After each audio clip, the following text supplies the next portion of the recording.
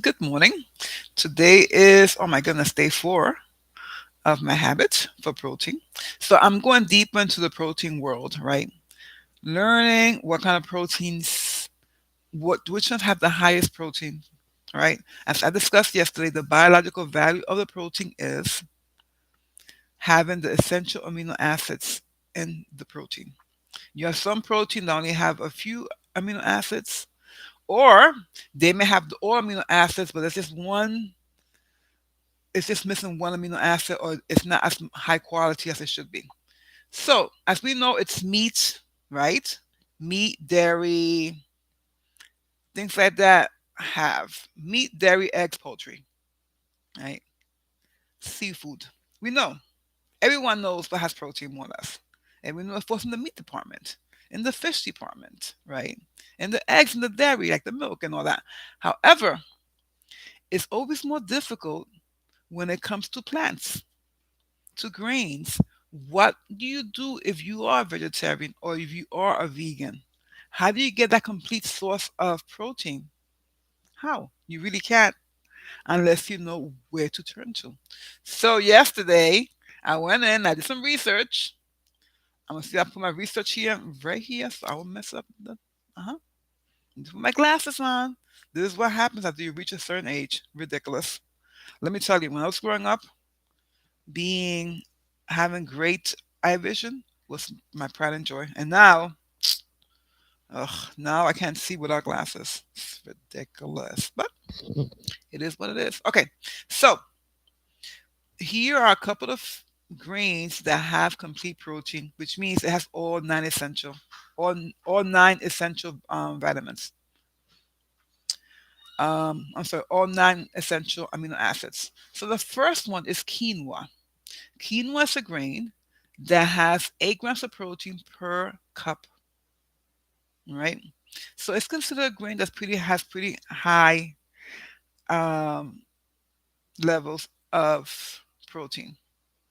Okay, and the good thing about quinoa is that quinoa is a type of protein that is anti-inflammatory.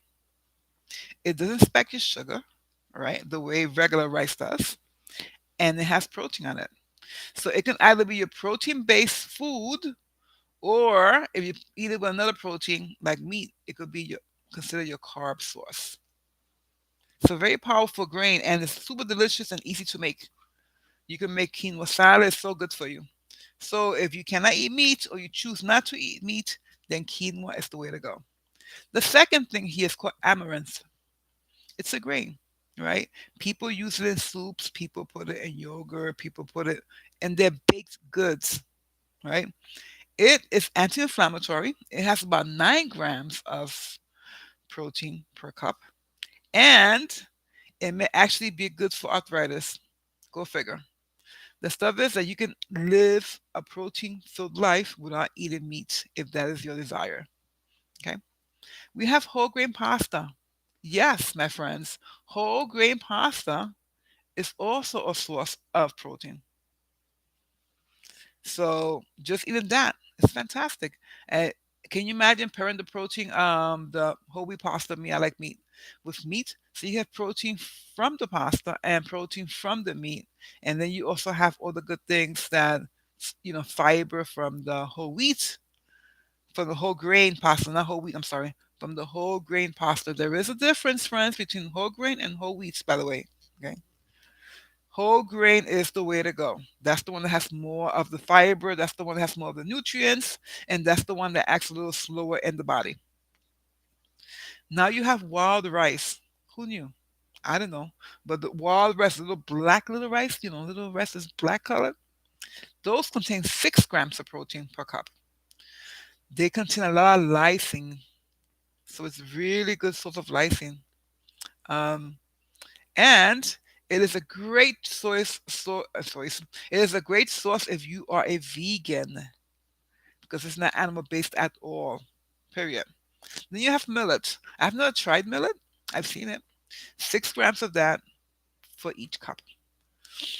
Also, in case of those who are celiac sensitive, it is gluten free, so that's really good.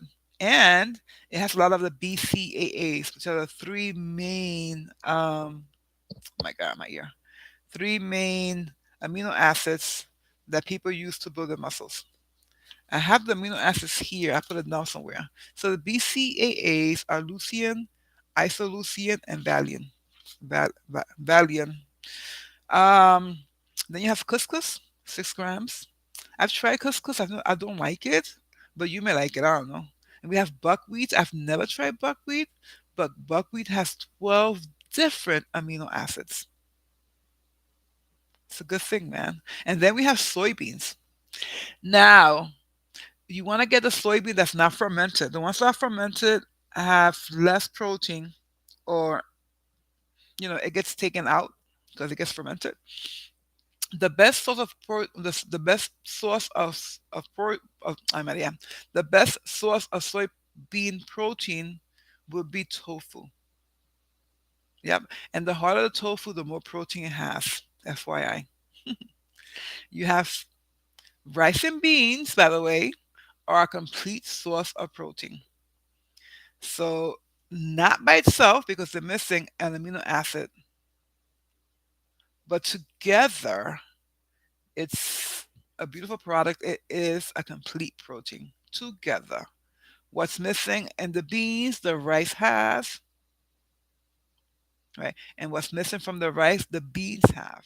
So you put it together and they have an explosion of taste. I am Puerto Rican. I grew up on rice and beans. So an explosion of taste and protein. Pretty cool, right? All right. Ezekiel bread also is a good source of protein. All right.